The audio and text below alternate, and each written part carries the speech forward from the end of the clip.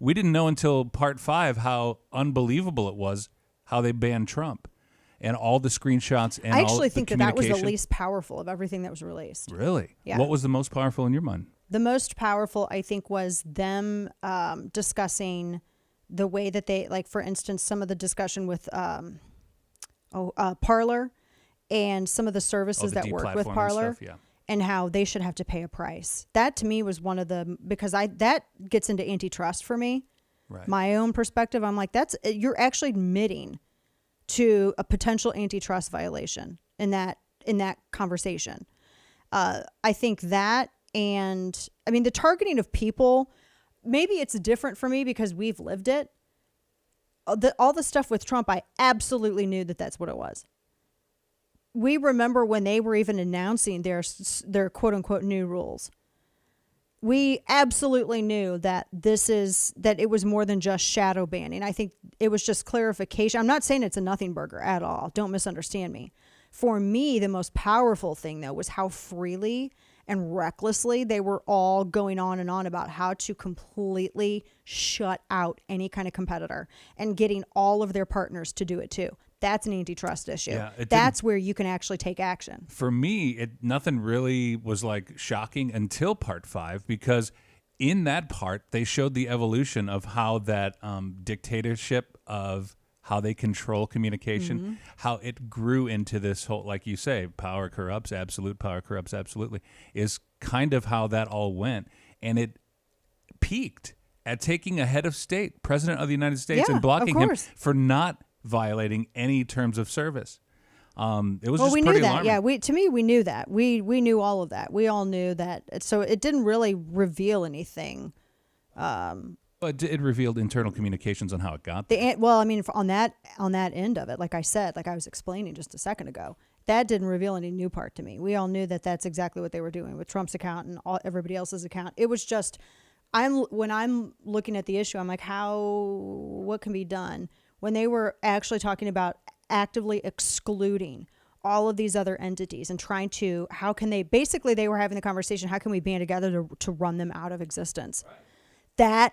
That's actionable, at least from my perspective. I'm sure they're going to fight it out with lawyers and have the discussions in DC because do we have any other case where you had major players in a particular industry engage so brazenly in antitrust violation discussion?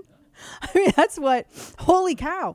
And then it also brings up, to me, a whole new world in terms of antitrust, because with digital, with social media, we're creating industries where we've not had industries before, and power players where none previously existed. And how do you keep the customer? How do you not squelch out competition and make sure people have choices by not throwing your weight around? That's to me, I think one of the really interesting things that have come out of this. Because again, it goes back to everyone said, "Oh, well, just create your own platform." Well, they did, and then what happened? How can we make them pay the penalty for doing it? I mean, that was the whole discussion. That was wild to me. So I'm very curious. And here's the thing. It's not that the other things that I think are potentially actionable is any kind of discussion, which we've really, I think with the, what's his face, James Baker with the FBI, that I think was also one of the most explosive things. More explosive than how they were suppressing people, which we lived this and breathed this. We knew they were. But to have an actual, FBI guy involved in all of it, is that a First Amendment violation? The other thing that I want to see more of, and this is why I'm like, throw it out so we can crowdsource this. And I want to pull everything apart, because here's the other thing. They had ads. They would sell ads on social media. So do you remember when people were getting mad at Trump because he would buy advertising on Facebook and their engagement was very successful. They had high rates of engagement, And people were saying that he was, oh, he was engaged in advertising, you absolute morons. They were saying, oh, he's buying for misinformation. He's paying for ads no differently than Democrats were doing.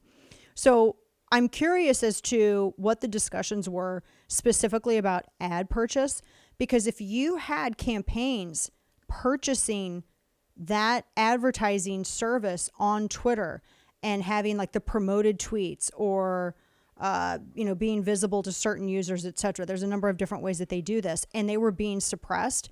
Well, then that's actionable because that's a violation of advertising. Then you're going to get, what is it? You're probably going to get, I would imagine, the FCC involved at that point. So I'm trying to look for ways to, can I be honest? I want people to pay, and I'm looking for ways to actually do that relatively quickly. And that's why I'm like, that's biggest to me. This is the biggest. The FBI thing is crazy. And that could be, speech is very hard to litigate. That could be something, if it's a class action thing, if they're able to actually prove that, more of it. I think it's proven, but you have to be, the bar's really, really high in a court of law.